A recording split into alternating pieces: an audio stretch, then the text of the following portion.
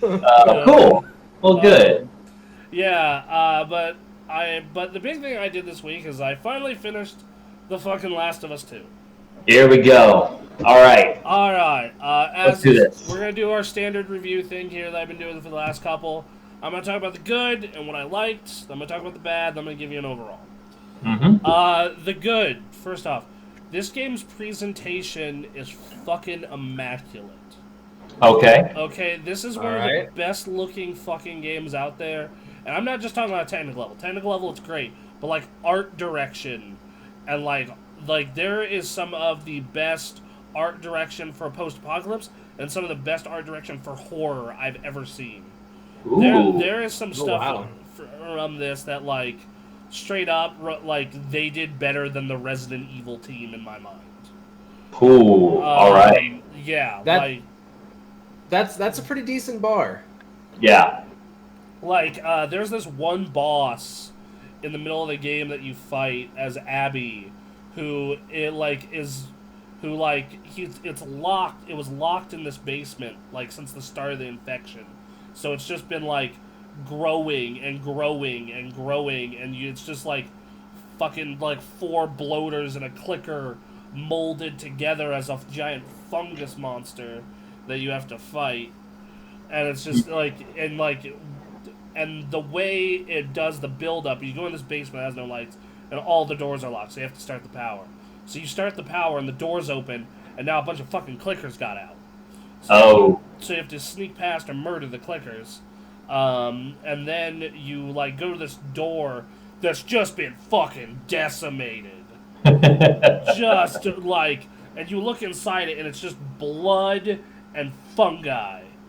Sure. And you follow it, and you follow the blood trail of this garage, and you see this horrifying giant, like fucking amalgamation of like 3, 4 bloaters and a clicker, and it's fucking screaming and throwing fucking acid at you, and it's like, wow.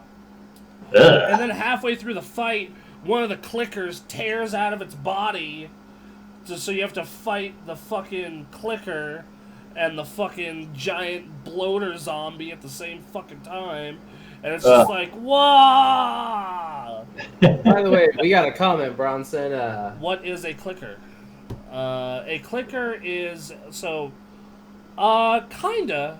A little bit, actually, yeah. So what a clicker is in the Last of Us universe, the zombie outbreak is not just an outbreak. It's a fungi, Mm-hmm. and you turn into a regular zombie, then you turn into like a half step like stealth fucking murder zombie, and then you turn into a clicker. The thing about the clicker is it's completely blind. It cannot see at all.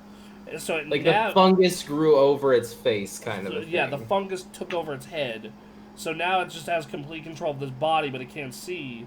So it uses sonar like a bat, and it clicks to send out noise. So you'll hear like the click noise with that, and then like it'll go to where sound is. But so it will one shot you. Also, Bronson, would you say the runners are the in-between between a clicker and a normal zombie? Because I feel like that's like a split path. Well, okay, so there's the regular runner, then there's the new one they added for this, which is like the predator. Yeah. I feel like that one's like the off-breed. Like, you either turn into the clicker and the fungus overtakes you, or like animal instinct takes over. And then you turn into the predator one? Yeah, or you have that need to feed kind of a thing. Yeah, but like I feel like the predator is way easier to deal with. So yes, they use echolocation. That's perfect. Yeah, they're Right. Yeah, so, and they're fucking horrifying. But, you know what they remind me of? The nurses from Resident Evil a little bit, just the way like their bodies move. Sure. And they're all like fucking yeah.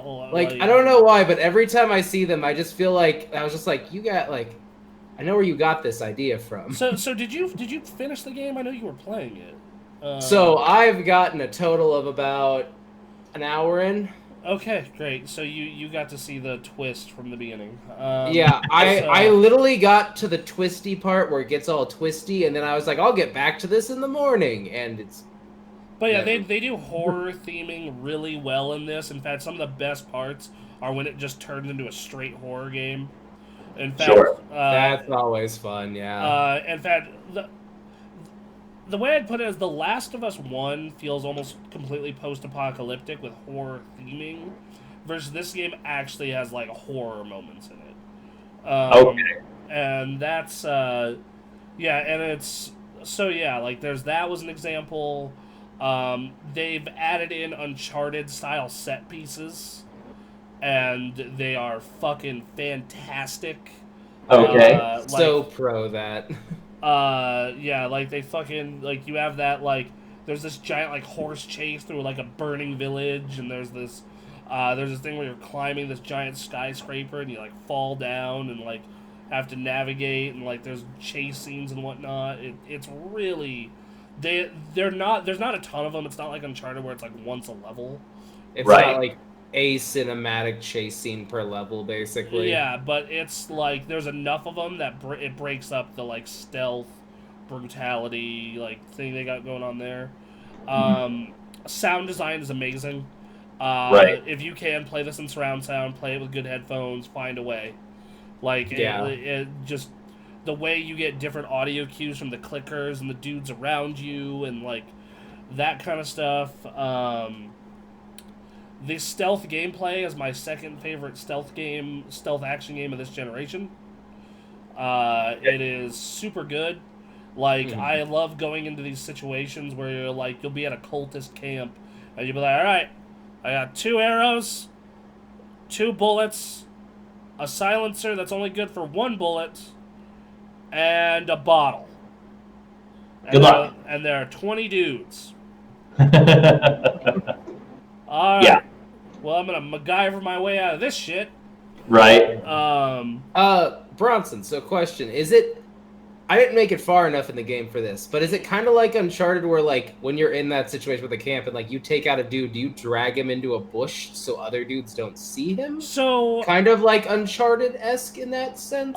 what's your first favorite stealth game?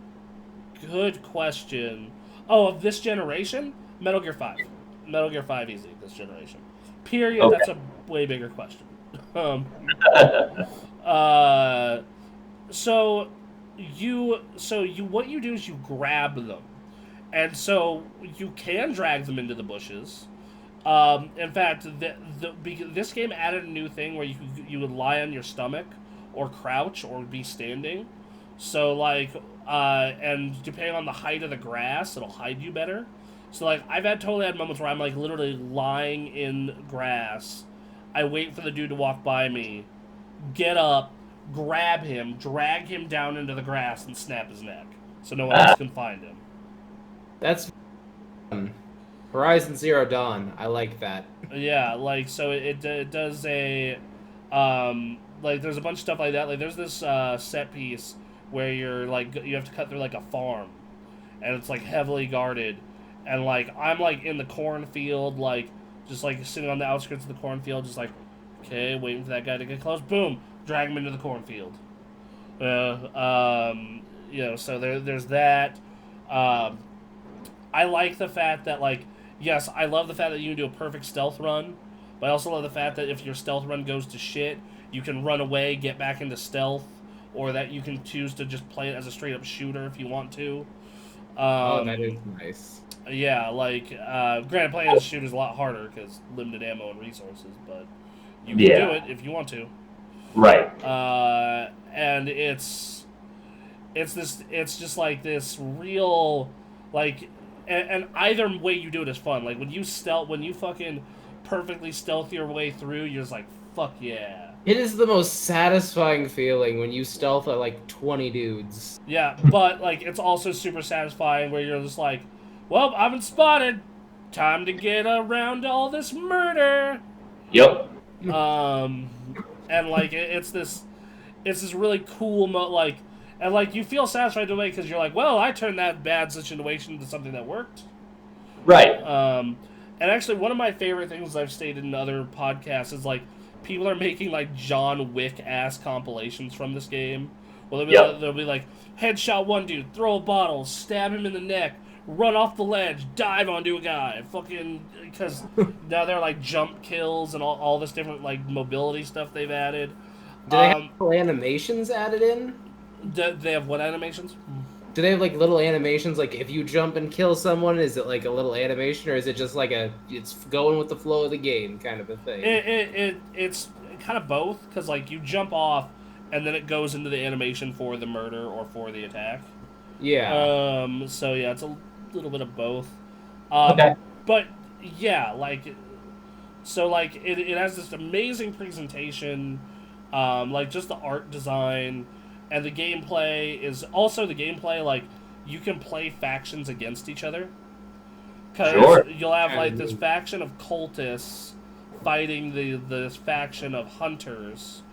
And, like, you can just, okay, I'm going to throw a bottle so it alerts them to each other's presence. They can start fighting and I can go around. Or, my favorite thing is you'll go into an area that has a bunch of infected, but a bunch of people. Ooh. Yeah. So you'll like throw a fucking bottle into the group of dudes, and the clickers will hear it, and like a fucking just wave of clickers descends on them, and they start fighting. And you're like, all right, well, I'm getting the fuck out of here now. Right. Yeah. What was that game that came out a while ago where it was kind of like that, where you could lure zombies to like a group of like bandits? Days Gone. Days Gone, yeah. Wow. Like, that immediately was just like, I remember that strategy. You hid under a car and like threw a bottle, and then it was just like 1,000 feet ran past you, and you're like, and now the other way. And then there's this one camp where they're like holding zombies hostage to like fuck with them, and you're like, what if I let these free? Yeah. And just let them free on the camp, and it just makes your fucking ride so much easier. It's like, dude, it's so awesome. good. I do prefer free range zombies. Yes. The dialogue's great. The dialogue and acting, it's Troy Baker, Laura Bailey, Ashley Johnson, all at their best. They're doing a great job. Music, right on point. I feel the main theme doesn't hit as good as the first Last of Us, but it's still really good. Okay. So let's talk about what's been controversial in this game. It's the story. All right. I think that the core story here is really good. Obviously, I said I'll get to my problems with this game in a minute, but this core story here is really good, and the ending is fucking perfect. Oh. The ending perfectly conveys the message they're trying to tell, and I'm going to get into that on the spoiler cast I'm planning to do with Thomas next week. It does a perfect job of just setting up. That reminds me of Far Cry 4, where you can set free Tiger to attack soldiers. Yeah, very similar, actually. But so it's this thing where. And one thing they actually did with... on the gameplay note, also the spaces are a lot wider. Like, they did the thing they did in Uncharted 4 and Lost Legacy, where it's like, it's not just a linear path, where it's like, okay, we're going to set you in this big environment where, yes, the game is still linear, but you can at least do these things out of order. And in multiple approaches. All right. That's pretty cool. Which is a nice change. And I think that, I did that end boss fight. It's a cinematic fight. And the preceding cutscenes after it. And I just sat there being like, damn, dude. Like, it wasn't, once again, not quite as good as Last of Us 1. Because the Last of Us 1 ending with that cut to black is just like, oh, fuck. Oh, yeah. That hard cut. Yeah. Yeah. And then, one thing I do like about this game is I finally understand why they didn't just call it Last of Us 2, and they call it Last of Us Part 2. Right. Because the reason they call it Last of Us Part 2 is because so many decisions from that first game and so many things in that first game that happened feed into this game and the message and the cycle it's trying to convey. It's literally Right. a continuation. Yeah. So yeah, I at the end of the day, I do think the story is good, but I do got some things to say about it. Okay. Okay. All right. Lay it on us. So the bad. This game's story is paced like bullshit. Really? Like, I don't mind the slow start. That's fine. Mm. But it's you have this slow start, which is fine. I'm okay with a slow start because it's good build up. They build Dina as a character. They show Ellie's older. You know, like they give you that bit with Joel and Ellie at the beginning. Like it's all real nice. It sets up the scene, and it Yep. makes and when the thing with Joel happens, it actually makes you even more pissed off. Right. Which is Yeah. perfect for a fucking revenge quest. Yeah.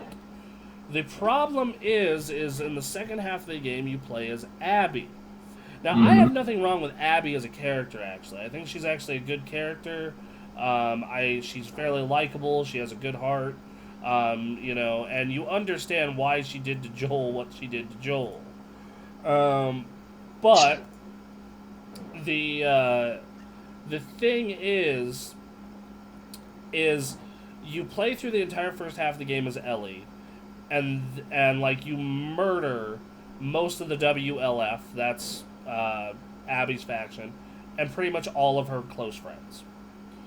Right. And then she finds this out, finds Ellie's home base, and it does a hard cut. Like Ellie's at gunpoint, fucking, you know, Ellie's at gunpoint from Abby, and then it does a hard cut, and you play Abby's perspective. Mm. And during this perspective, you're getting to know Abby's friends, but it doesn't really hit. It, like, even if you like the character, it doesn't matter because you know that they're dead in the current timeline. Right. Yeah. So you're like, oh, that's cool. Owen's really awesome. Shame that he's been stabbed to death. Yeah. Or shit like that. And she has and I wish, and there's like, and you go to these environments that as Ellie you've gone through and fucking murdered people and did horrible shit, but as Abby you're just like, oh yeah, I'm on a mission to get this medical equipment and do this, that, and the other. Yep. Yeah. And then it like derails that pacing even further by having like this cultist storyline, but this cultist storyline is needed to make the Abby part continue and work. Plus, the Abby part feels too goddamn long. Like you could just cut out a chapter, kind of a thing. Like, so you do the beginning, and then you do Ellie's 3 days in Seattle, then you do Abby's 3 days in Seattle, and within those 3 days in Seattle for both of them, there are flashbacks. With Ellie, it's flashbacks with Joel. With Abby, it's flashbacks with her friends, and then with her dad.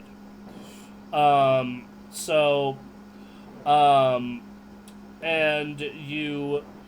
I feel like you could have chopped off one of those days in Seattle for Abby, and it would have been completely fine. And I feel as though that... And I feel as though you could swap them, and I'll get to that more in a minute. You have... God, what's her... So, then you play through Abby's campaign, you do the boss fight, and then it loops back to a couple months later, and then the game wraps up with it wraps up, essentially. You have your last chapter, which is... I'm not going to spoil anything, but those two end up in another knockout, drag-out fight. Someone is about to win, but then something in their mind, they're like, you know what, I shouldn't do this, and it goes into about what the game's message is about revenge and an eye for an eye and all that stuff. Mhm.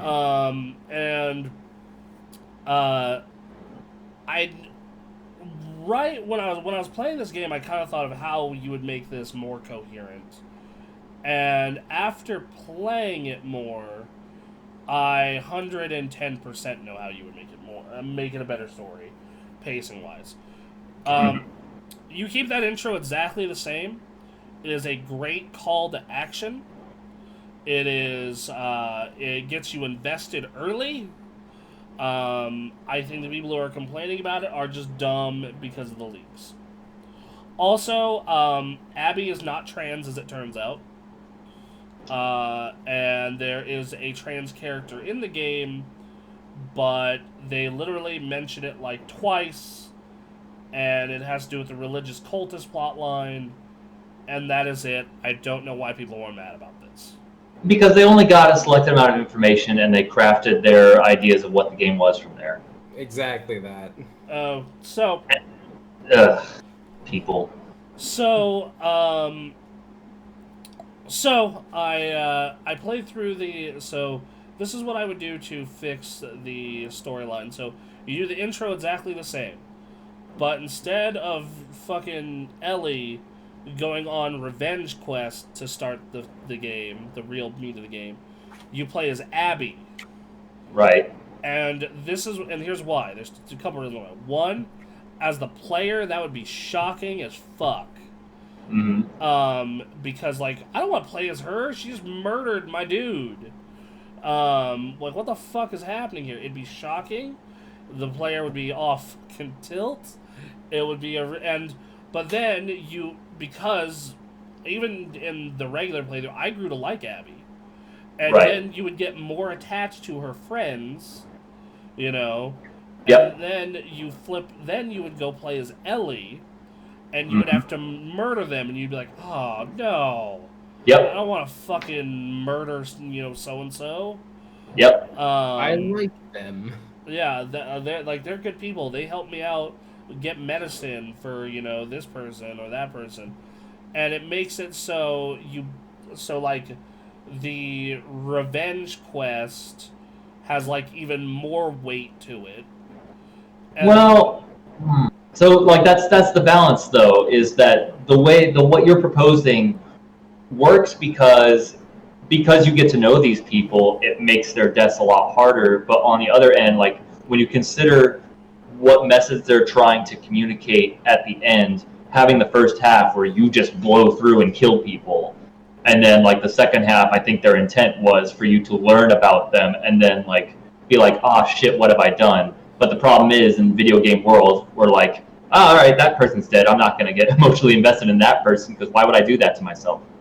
Yeah. Unspoken Marie says, "Hey, I gotta head out, fellas. Have a good one. Have a good one, Unspoken. Thank you for tuning in. Thanks for hanging out, man. Thanks for coming. So, I agree with you to an extent, Aaron, but I think that that it still needed the surprise there for that to work. Yeah, I think the surprise helps for sure. But again, like considering their main purpose, what they're trying to say with the game, like it's a hard thing to balance. Right, like because I mean, yeah. let me give a 5-minute spoiler warning. Let me give Okay. 5 minutes. So 5 minutes, guys. So starting at 1:19 now. Okay, hey, so guys, the thing is the end message of at the end of this game, Abby and Ellie lose everything. Right. They both at the end of this game, it concludes with a fucking fight. Like Abby had just got done being tortured and held prisoner for months. Mm-hmm. Ellie fucking has lost almost everything except for her girlfriend, and now she has PTSD over Joel. And you go into that boss fight, and you're literally drowning Ellie. Or not drowning Ellie, drowning Abby, sorry. You're drowning Abby, and then she has a flashback to Joel on the porch. And at first you think, oh, okay, well, like, maybe she's not going to do it, like, go through with it because Joel wouldn't want it. No. What happens is she lets her go, and then she's, like, sitting in the mud and in the muck and crying. And then it cuts back to Ellie going back to the farmhouse where her and Dina lived, and the house is completely empty. All the furniture's gone, everything's gone, except for the stuff in Ellie's room. So it's very obvious that Dina left her because Ellie went back on a revenge quest. And then Ellie's there, and she sees her guitar, and she picks up her guitar, and she starts to play. And she has a flashback to her and Joel's last conversation. Mm-hmm. And what her and Joel's last conversation was is she found out about what happened at the hospital at the end of the first game. Right. And she's like, dude, I was supposed to die there. My life was supposed to mean something, etc., etc. And Joel is like, dude, no, like I would have done it again and again. Like I would have taken you every time.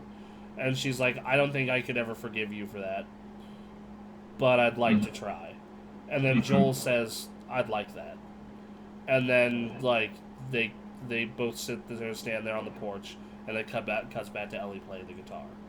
And like his literal last conversation with her, being that and making her like think about like, okay, like we need to learn to forgive, especially because like, and like the game shows it because both of these people have literally lost everything. Yeah. And so yeah, and I think that hits way harder also because when you're playing, because you grow that attachment to Abby as well, playing as Ellie murdering these motherfuckers. If you get Ellie's side second, you also feel it for Abby, and you're like, oh, dude, no, don't go on this revenge quest. Sure. And then like sorry, go ahead, Ray. I was gonna say it's hard. It really is hard to balance because no matter how you do it, you can kind of see the other perspective of it. Because if you did kind of go through as Abby first, you'd have that like, okay, these people kind of grew on me, and then like through Abby's story, I haven't played it, so I'm guessing it's kind of like you hear about their deaths as you go through her campaign. You only hear about one actually. You don't get the others until the end of her campaign. Oh wow, okay. And they're like all at once. You like find two of their dead bodies, and you find Ellie's map, and then like you sneak into Ellie's like base of operations, and you see the photos of all the different members that she's been murking, and how she's been finding them. And then you have a boss fight with Ellie. Right. Gotcha. Which that boss fight was really cool because Ellie gets her full kit. Like she'll lay traps, she'll shoot you with an arrow, like it's really cool. That's pretty cool. But yeah, it kind of goes back to that point though. But like, yeah, like you go through as Abby and like you don't even know her friends are being murdered until you play as like Ellie. So if you played as Abby, if you played as Abby first, you wouldn't even have like the emotional connections to these characters at that point. Well, 50 seconds left for spoilers. Well, no, because if you play as Abby first, you do get the connection to those characters. Because when you're playing as Ellie, you're just like, who cares? They murdered Joel. Bruh. So yeah, like you play as Abby first, you build up the emotional investment, and then you flip to Ellie, and as she is on her revenge play, you're like, no, dude, don't go on the revenge play. These are actually cool people. Right. And that would work way better. It's just hard to when you have to carry out the murder yourself. Yeah. When Ellie's like coming from a completely different perspective. Right. Ellie's like, she murdered my surrogate father, who may have been a prick, but he was my prick. And right. Also, which again, yeah. Which is not helped by which like they make you want that revenge even harder because they do 2 or 3 different flashbacks with Joel. Right. And of course, like, yeah, they have to. They do like a birthday flashback, and then they do one on patrol with Tommy, and like they do one where Joel confesses to what he did, and like all of these like add up to like, all these add up to being fucking like that. Like they make you want the murder even harder. Right. Yep. So, like, when you flip over to Abby, though, you care less about these characters. And, like, Abby, because you don't have an entire prior game with her, she has to, like, earn the audience already. And right. She extra has to earn the audience because she just murdered Joel, which I've said why I don't have a problem with that, because, like, I love Joel as a character. Joel was my PSN icon for months. He's a character I've wanted to cosplay. I love Joel. Mm-hmm. But Joel was a very sketch-ass person most of his life. Mm-hmm. And most of his post-apocalyptic life. And then to add on to that, what he did at the end of the last game essentially may have doomed humanity. Mm-hmm. So, for like people to be like, "Oh, Joel was a good man," I'm like, Yeah. was he Did though? Do you remember how he got information from a map? Yeah, like, do you remember that scene with Tell the me map? where it is. Now you tell me where it is. Good. Yeah. And like they bring that up several times throughout the run of the game. Oh, perfect. Yeah. So, and the fact they bring up the fact that Tommy uses that technique as well. It was taught down through the family. And now Ellie knows it. Yeah. And like I think that's another aspect is like